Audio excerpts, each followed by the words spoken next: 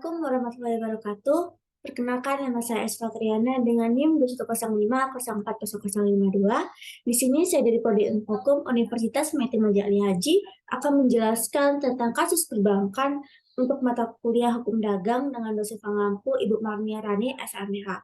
Jadi sebelumnya saya akan menjelaskan tentang Putusan nomor 310 garis miring PDTG garis miring 2020 garis miring Pengadilan Negeri Semarang, para pihak yang terlibat. Yang pertama, itu ada penggugat Iswanti Nurvita. Yang kedua, tergugat PT Bank Perkreditan Rakyat Universitas Gadjah Mada.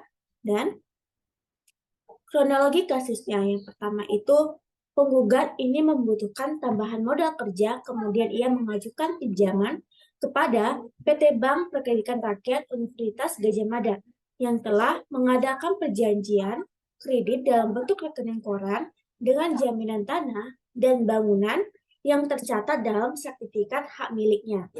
Dan pada saat ia melakukan akad kredit, ia menandatangani surat-surat perjanjian kredit yang telah dipersiapkan tanpa diberikan kesempatan untuk membaca. Fasilitas kredit yang telah diberikan ternyata penggugat tidak mampu membayar kewajiban yang disebabkan oleh adanya pandemi COVID-19, yaitu penggugat ini mengajukan keringanan kepada tergugat, yaitu perjanjian kredit antara penggugat dengan tergugat tersebut dilakukan restrukturisasi pinjaman dengan perjanjian perubahan terhadap perjanjian kredit. Gugatan penggugat ini didasarkan karena adanya perbuatan melawan hukum yang dilakukan oleh tergugat, yaitu tergugat selalu memberikan intimidasi, mengancam, melakukan lelang atas jaminan, dan penekanan.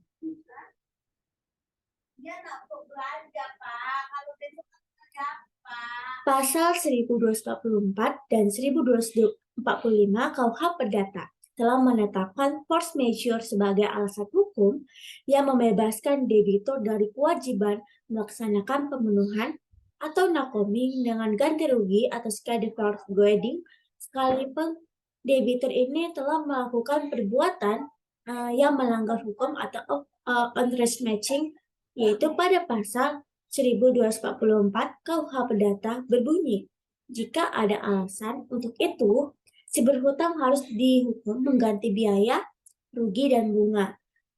Bila ia tidak membuktikan bahwa ia tidak akan melaksanakan atau tidak pada waktu itu yang tepat, dipertanggungjawabkannya itu padanya. Kesemuaan itu pun jika itikat buruk tidak ada pada pihaknya.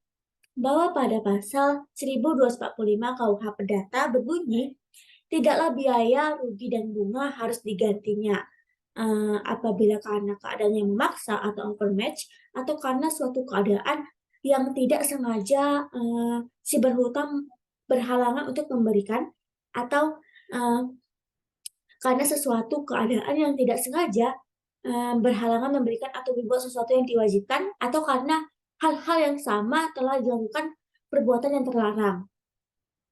Pada wabah COVID ini termasuk bencana non-alam, yaitu sebagaimana tertuang pada pasal 1 ayat 3, yaitu bencana non-alam adalah bencana yang diakibatkan oleh peristiwa atau rangkaian peristiwa non-alam yang antara lain berupa gagal teknologi, gagal modernisasi, epidemi, dan wabah penyakit. Berdasarkan deskripsi di atas, dapat disimpulkan bahwa pandemi COVID-19 sudah termasuk kondisi force majeure dikarenakan hal tersebut di atas bakal sangatlah wajar dan beralasan apabila tergugat memberikan keringanan pembayaran tersebut kepada penggugatnya. Namun, hal tersebut ini dilakukan oleh tergugat bahwa penggugat sangat kaget dan shock atas perbuatan tergugat yang selalu memberikan tekanan kepada penggugatnya atas pembayaran kewajiban penggugat kepada tergugat dan berusaha melakukan lelang atas tanah yang dijaminkan oleh penggugat, yang mana tergugat sangat tahu apabila penggugat sangat beritikat baik dan sedang berusaha membayar kewajibannya tersebut.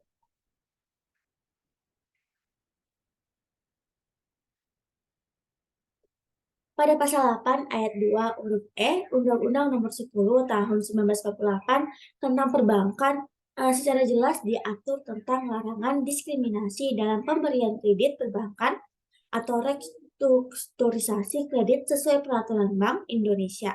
Pasal 1 angka 25 merupakan upaya perbaikan yang dilakukan bank dalam kegiatan perkreditan terhadap debiturnya yang mengalami kesulitan untuk memenuhi kewajibannya.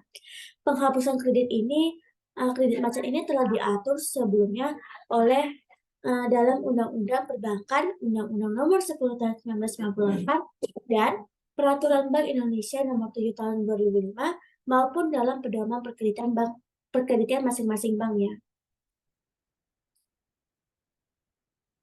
Adapun tergugat mengabulkan permohonan keringanan bunga serta perpanjangan kredit yaitu yang pertama, bank atau tergugat ini memberikan persetujuan terhadap permohonan debitur atau penggugat untuk memberikan keringanan angsuran.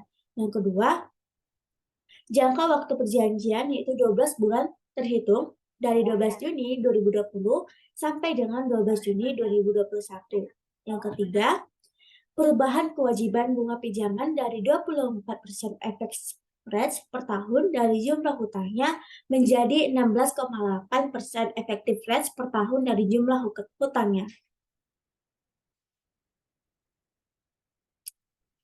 Tindakan tergugat atau kreditur untuk memberikan peringatan kepada penggugat atau debitur yang melakukan pengulangan prestasi atau ingkar janji adalah suatu tindakan yang secara sah secara hukum, yaitu maka pihak tergugat selaku kreditur berhak secara hukum untuk melakukan proses lelang eksekusi hak tanggungan, sehingga jelas tindakan tergugat mengirimkan surat peringatan dan proses pelaksanaan eksekusi hak tanggungan kepada penggugat selaku debiturnya yang ingkar janji atau prestasi bukanlah suatu tindakan yang melawan hukum, sebagaimana yang dimaksud pada pasal 1365 KUH Perdata.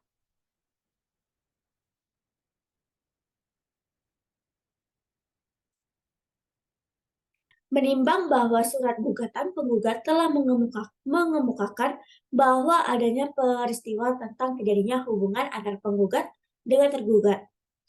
Karena perjanjian kredit selanjutnya, karena penggugat merasa tidak mampu mengangsur, selanjutnya penggugat ini mengajukan permohonan keringanan angsuran dan pada akhirnya disetujui oleh tergugat dengan ditandatangani perubahan perjanjian yang baru pada tanggal 19 Juni 2020.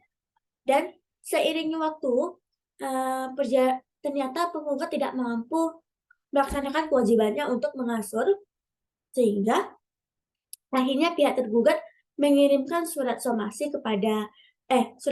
ke-1, ke-2, dan ke-3 dengan peringatan bahwa apabila penggugat tidak melakukan setoran angsurannya, maka akan dilakukan tindakan sesuai prosedur termasuk melelang barang bangunan sehingga akhirnya penggugat menganggap perbuatan tergugat itu adalah perbuatan yang sangat melawan hukum.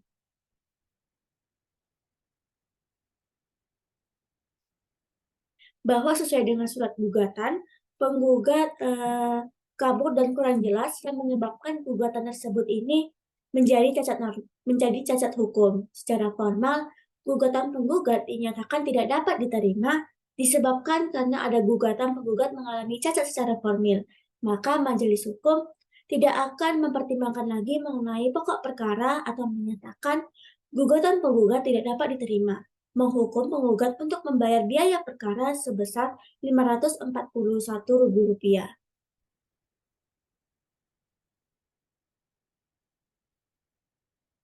Analisis hukum perbankan yaitu pada Undang-Undang Republik Indonesia Nomor 10 Tahun 1948 tentang perbankan yaitu perbankan adalah segala sesuatu yang menyangkut tentang bank, mencakup kelembagaan, kegiatan usaha, serta cara dan proses dalam melaksanakan kegiatan usahanya. R.J. Haucheri mengatakan bank merupakan tempat penukaran uang berdasarkan kredit hutang dan piutang oleh masyarakat. Singkatnya, menurut Haucheri ini, pengertian bank adalah lembaga perantara kredit.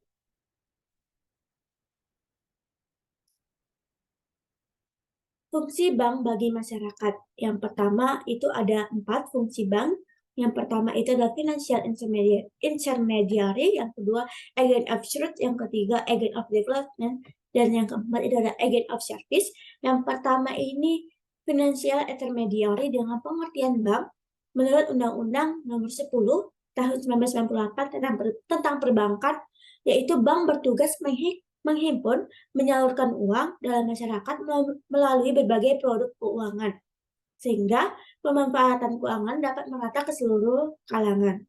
Yang kedua, agent of trust ini menggunakan jasanya, yaitu untuk mengirimkan uang atau peminjaman uang. Yang ketiga, itu agent of development, yaitu untuk meningkatkan dan mengembangkan penghasilan melalui investasi, konsumsi, distribusi, dan pemanfaatan uang lainnya. Yang keempat, itu ada agent of service, yaitu melayani berbagai kepentingan keuangan masyarakat atau peminjaman uang.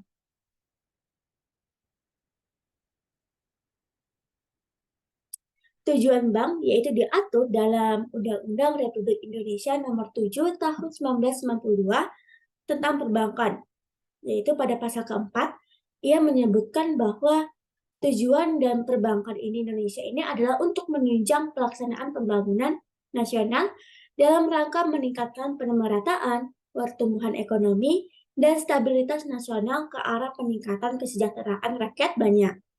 Bahwa keberadaan perbankan ini memiliki peran yang sangat besar dalam perekonomian suatu negara. Sekian dari saya, mohon maaf jika ada kekurangan. Wabillahi taufiq wal hidayah. Wassalamualaikum warahmatullahi wabarakatuh.